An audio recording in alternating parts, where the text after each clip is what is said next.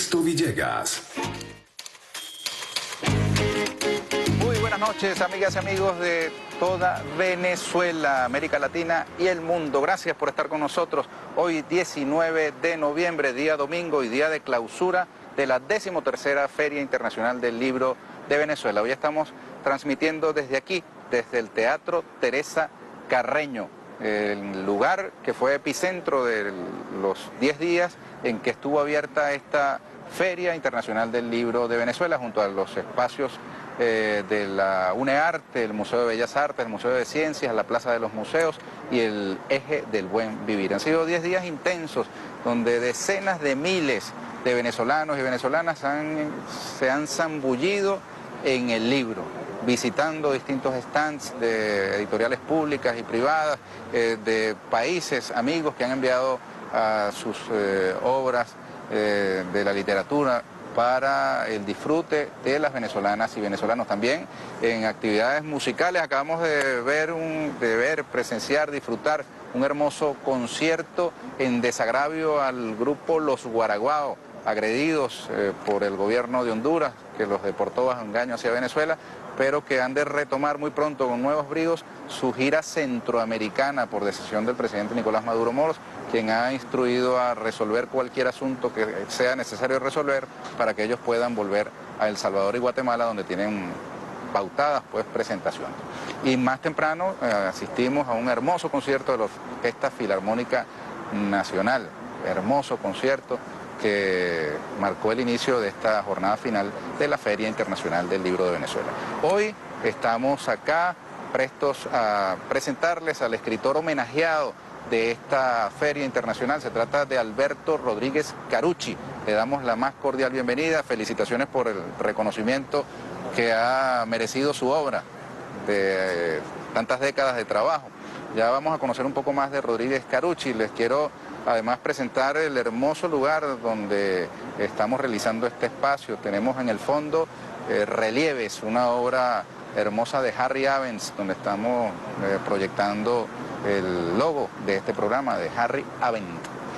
Hoy entonces estaremos en la primera parte del programa con Rodríguez Carucci, y luego estaremos con un escritor y periodista español, Fernando Casado, que ha escrito el libro Antiperiodistas y ha sido la última de las obras que han sido presentadas acá en el marco de la Feria Internacional del Libro de Venezuela. Los últimos serán los primeros.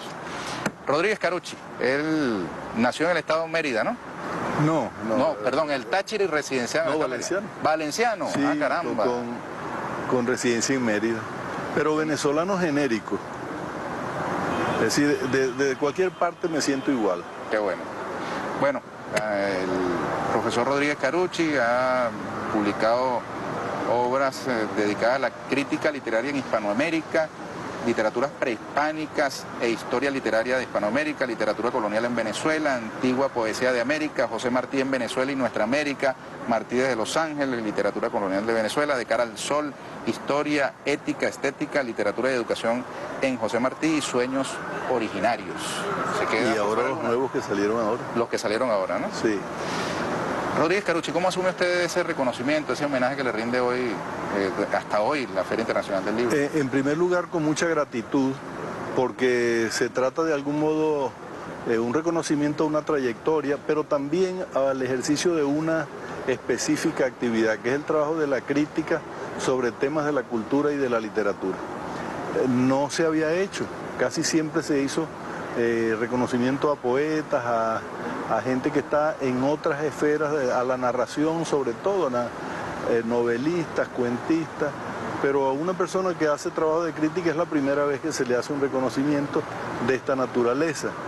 Yo siento que es un poco hacia el sector que de algún modo, no sé si debida e indebidamente, pero de algún modo uno representa. Eso me parece que es importante porque de algún modo es un viraje también de las propias dinámicas de la feria.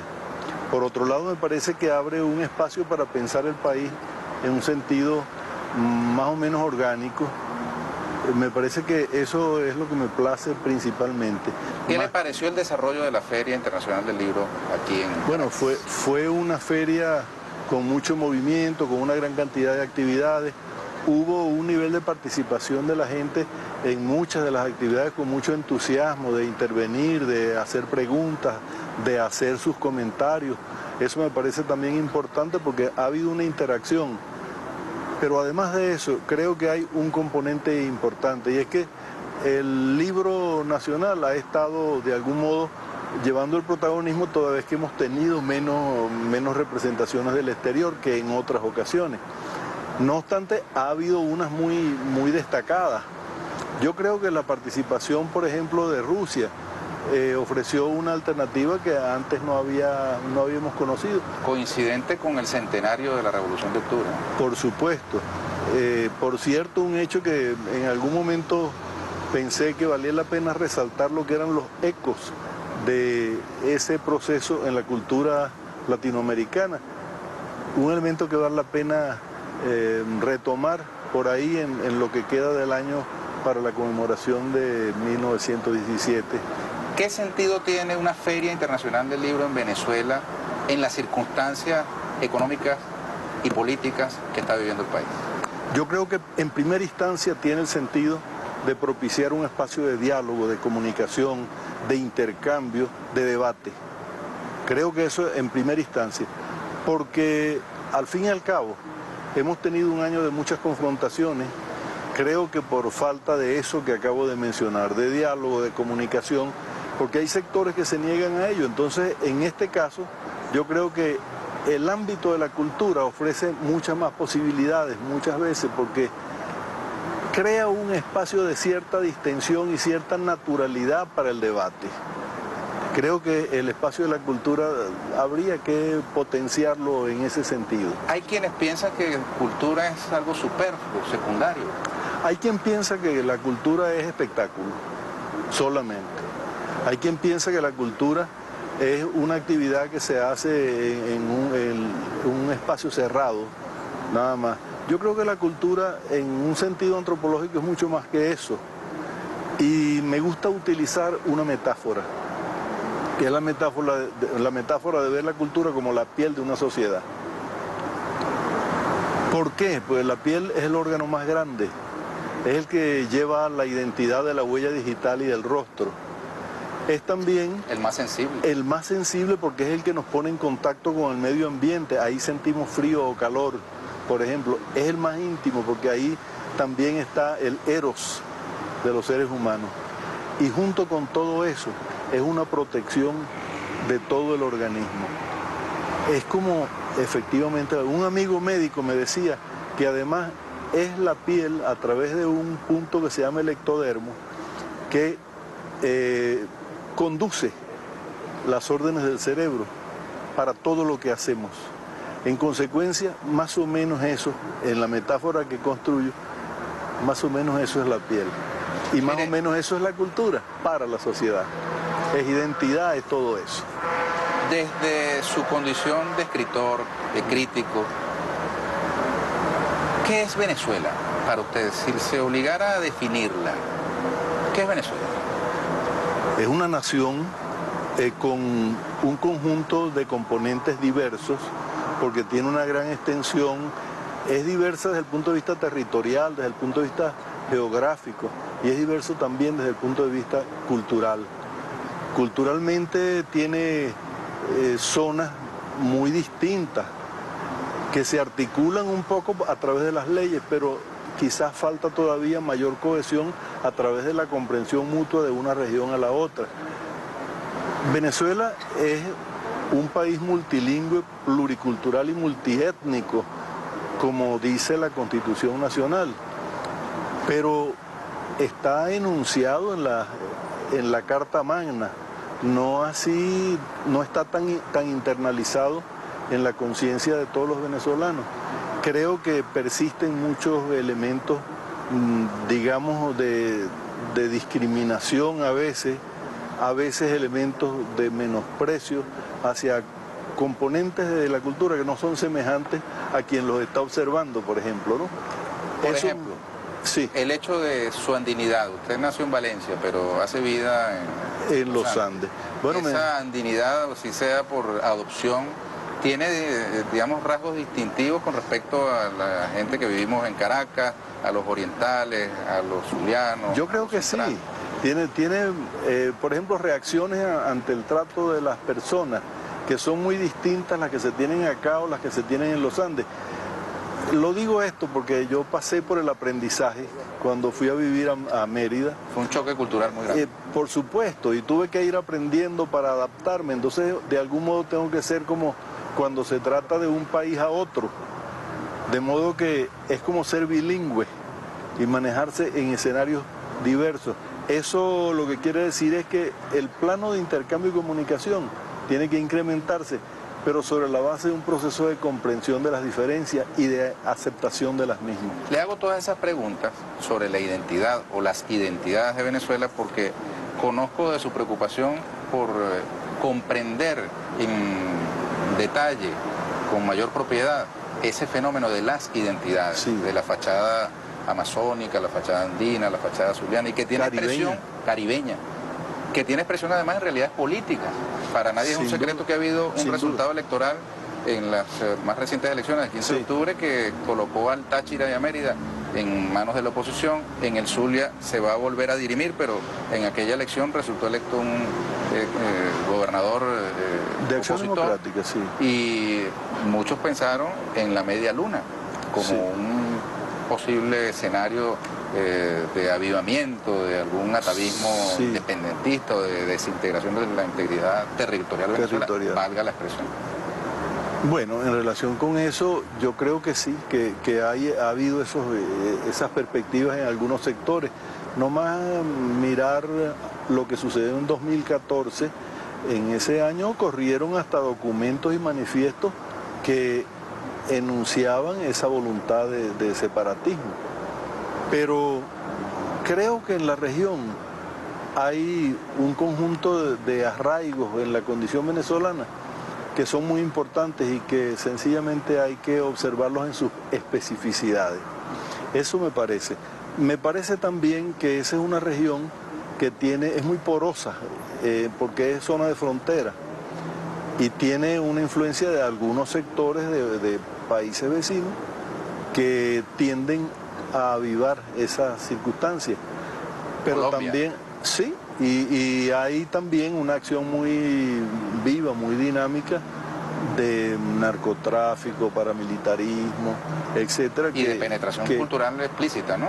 Y en ese aspecto me iba a referir a eso. Esa penetración es muy antigua, Yo creo que eso no es que haya que negarlo, sino que hay que hacerle un tratamiento adecuado para que no sustituya rasgos de la cultura de la región, por ejemplo, no las reemplace, no las anule. Eso me parece que es un trabajo necesario y creo que no hemos tenido la audacia y la capacidad suficiente para enfrentar eso. Como digo eso, puedo decirlo también con respecto a otras zonas. Zulia tiene una franja en donde habita el pueblo guayú, que en una parte está del lado colombiano, en otra parte está del lado venezolano. Esa zona es muy porosa también, pero tiene otras peculiaridades. Tiene diferencias lingüísticas, tiene diferencias en los modos de organización societaria, tiene diferencias en el aspecto de las manifestaciones culturales, tiene unas identidades que tienen una gran antigüedad, porque son pueblos originarios.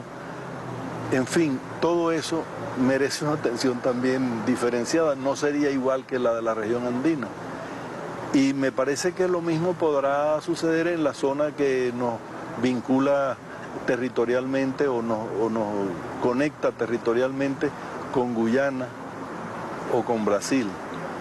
Entonces son elementos muy importantes. Venezuela, país caribeño, andino y amazónico, tiene que tener orientaciones en lo cultural que atiendan las especificidades de todo eso. Y tenemos que tener especialistas que se ocupen de esos aspectos también, porque esos son los que van a contribuir a que tengamos desarrollos en las políticas culturales, desarrollos en lo que se refiere a la educación en esas regiones y aportes más pertinentes quizá para solidificar más nuestras gestiones de relaciones internacionales, por ejemplo. Este concierto que acabamos de ver hace minutos de los Guaraguao fue en desagravio al grupo Los Guaraguao, devuelto, deportado hacia Venezuela por las autoridades de Honduras. Sí. ¿Por qué un grupo musical con los contenidos que suele cantar es visto de esa manera y devuelto por un gobierno como el de Honduras? No me lo responda ahora, sino al regreso de la siguiente pausa, cuando vendremos con Alberto Rodríguez Carucci.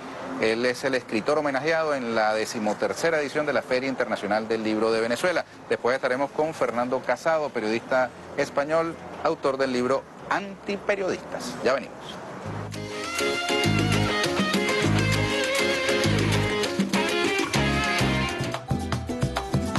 Ya vuelve.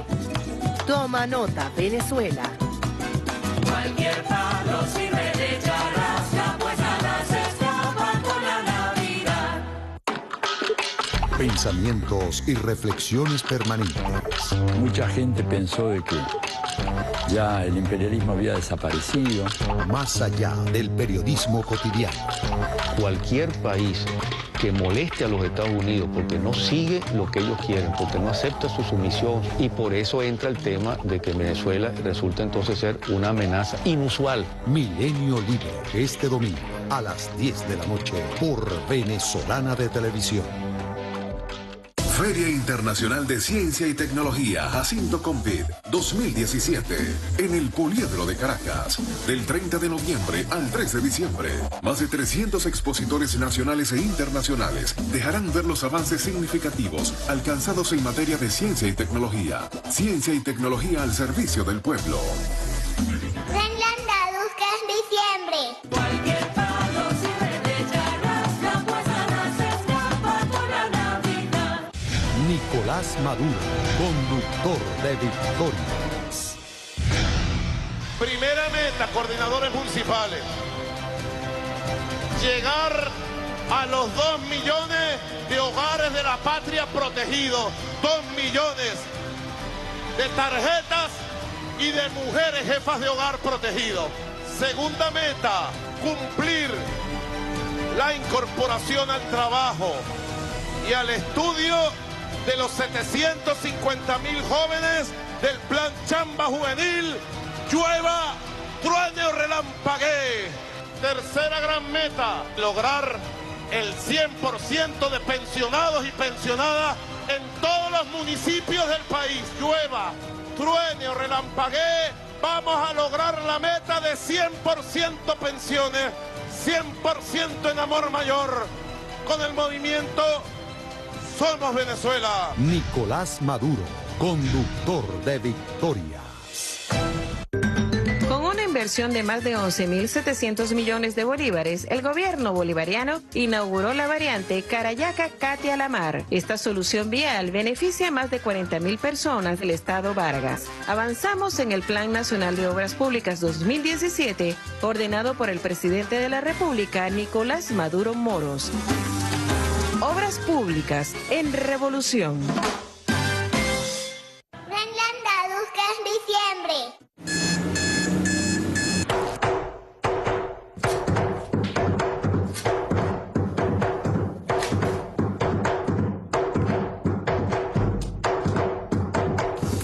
Encendidos, de lunes a viernes, 6 de la mañana, por Venezolana de Televisión.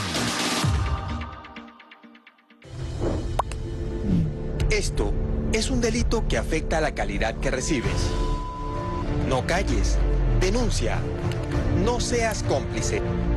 El robo de señal y equipos es un delito que nos afecta a todos, ya que desmejora la calidad que recibes en los servicios de telecomunicaciones. Comunícate al 0800 Antenas. No permitas que roben tu señal. Con Atel, trabajamos para el pueblo.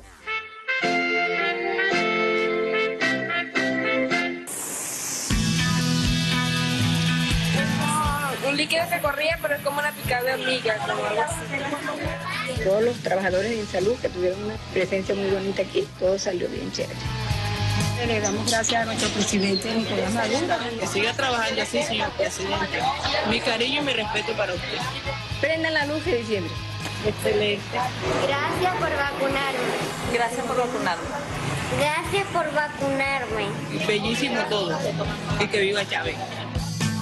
¿Usted ya se vacunó, mamá? Prendan la luz que es diciembre. Continúa. Toma nota, Venezuela. Cualquier palo sirve de charrasca, pues nada se escapa con la Navidad.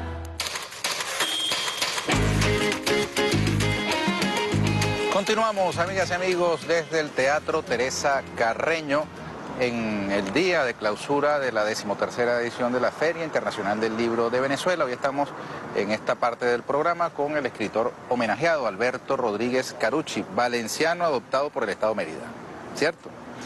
Venezolano genérico. Venezolano.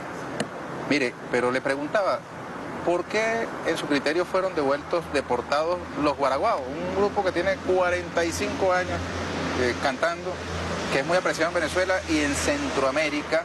Sí. Y un gobierno como el de Honduras deporta a un grupo como ese. ¿Por qué en su criterio ocurre eso? A veces hay malestares con la cultura. A veces por desconocimiento, otras veces por simple dogmatismo de alguna perspectiva. En este caso yo creo que lo que ha sucedido es que hacen música que tiene que ver con las raíces populares venezolanas, hacen música que tiene que ver con los reclamos sociales, hacen música que describe o toca situaciones coyunturales y hacen música que revela las expectativas y los deseos a futuro de nuestros pueblos. Y eso hay mucha gente que lo ve con mucho temor porque ve que eso o despierta conciencia, por un lado, o anima comportamientos, acciones. Y por esa vía sienten que eso es un mecanismo de intervención, de agresión en las realidades de países que actúan así como Honduras, ¿no? Creo que eso es sencillamente un elemento que revela lo que puede ser la cultura o un mecanismo para el adormecimiento o un mecanismo para la comunicación y la incentivación de las inquietudes de los pueblos. Cabe una precisión, no es un país, es un gobierno, ¿no? En el caso de Honduras. Es un gobierno, sí, sin duda, sin duda. Profesa afecto, sí, cariño a este grupo. Sin duda, sin duda. Hay un escritor, hoy presentábamos un libro de un amigo que es en Machado.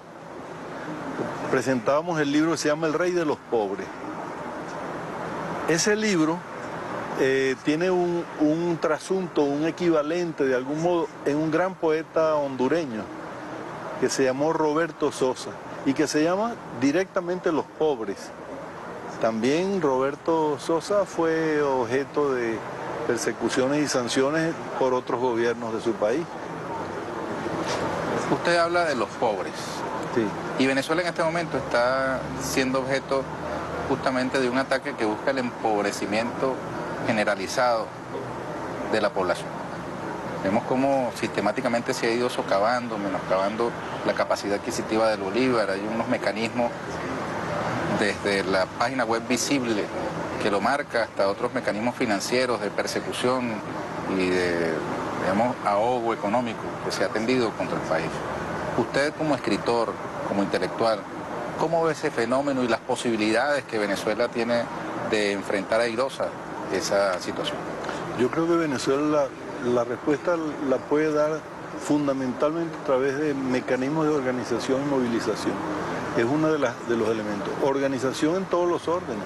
Organización en los aparatos financieros, en los aparatos productivos, en los aparatos culturales. Organización en los aparatos informativos. Organización en todos los órdenes. Planificación y organización para la coyuntura que vivimos.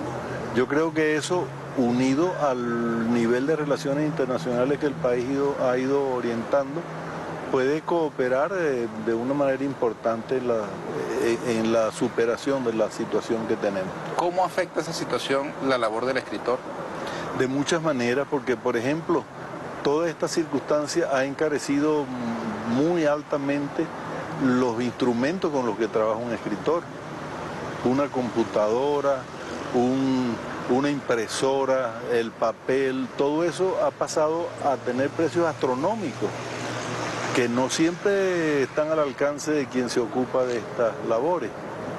Y además de eso, creo que hace más difícil las posibilidades de manejo bibliográfico de circulación internacional, porque llega menos material, viene dolarizado, viene sometido a una circunstancia muy difícil de superar para las condiciones en que trabajamos los escritores.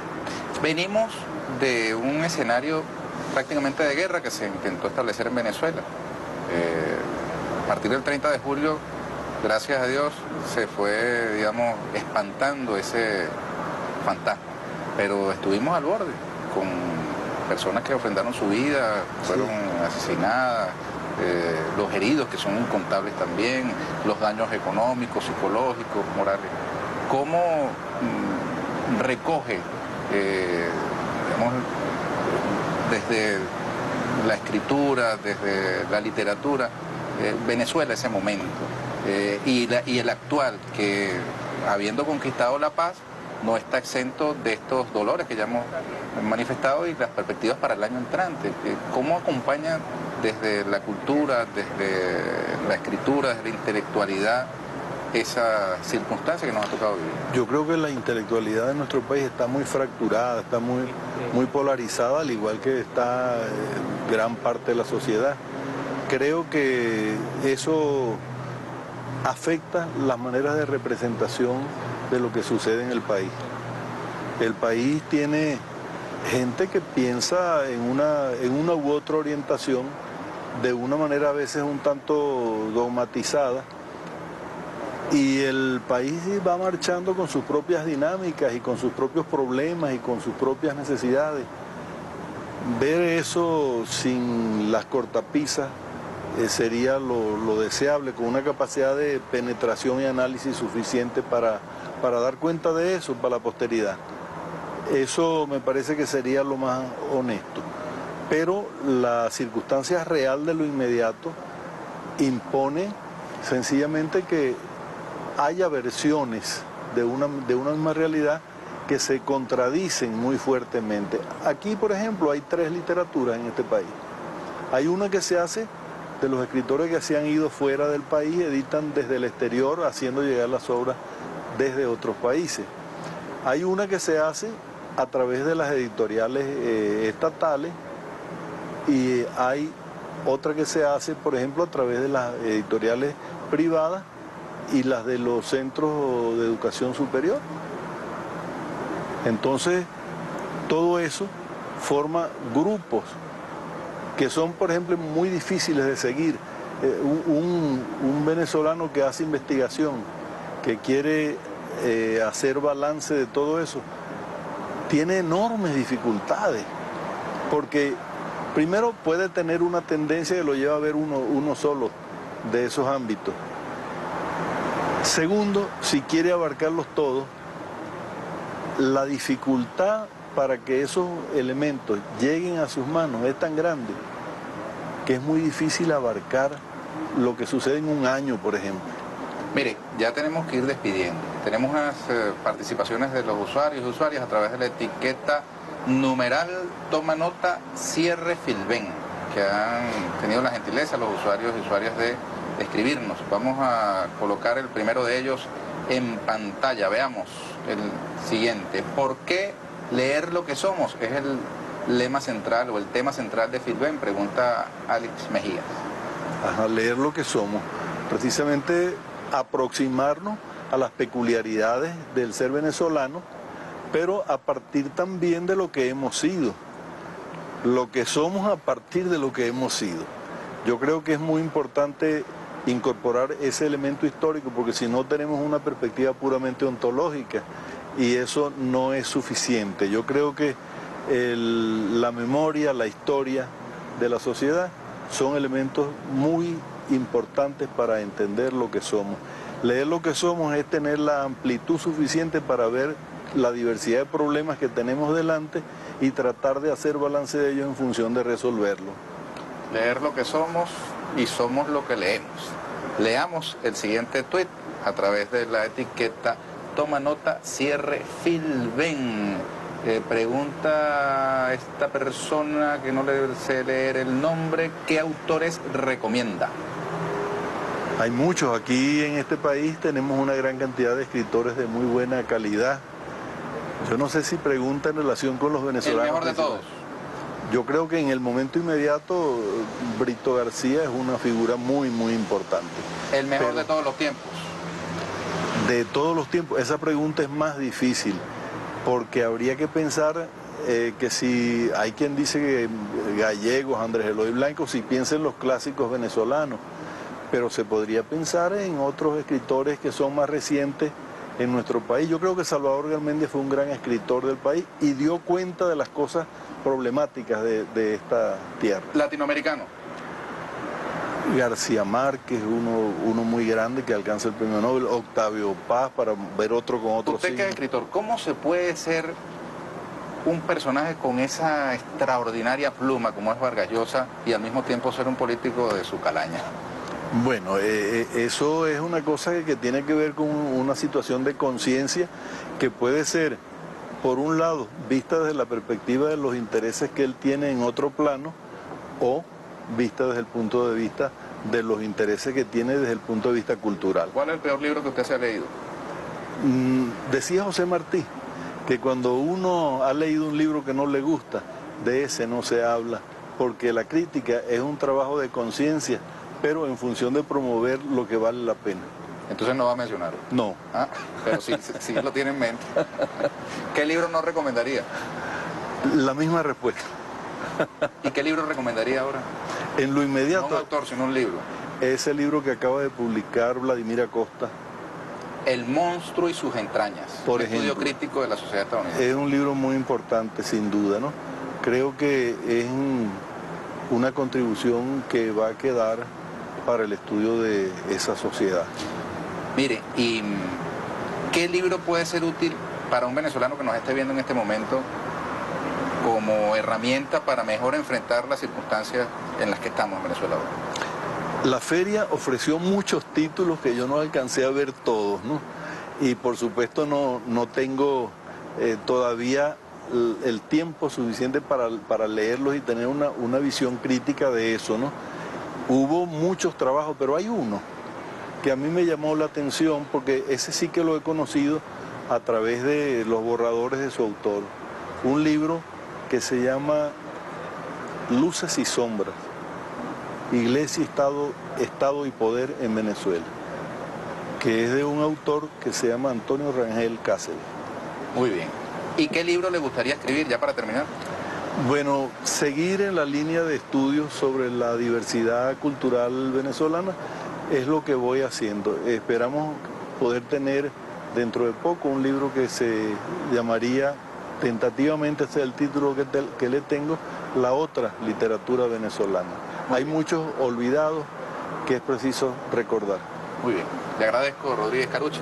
Muchas gracias. Mucho éxito, ¿eh? Encantado. Felicidades. Amigas y amigos, no se retiren porque en pocos minutos estaremos de vuelta aquí desde el Teatro Teresa Carreño con Fernando Casado. Él es periodista español y ha escrito un libro llamado Antiperiodistas. Ya venimos.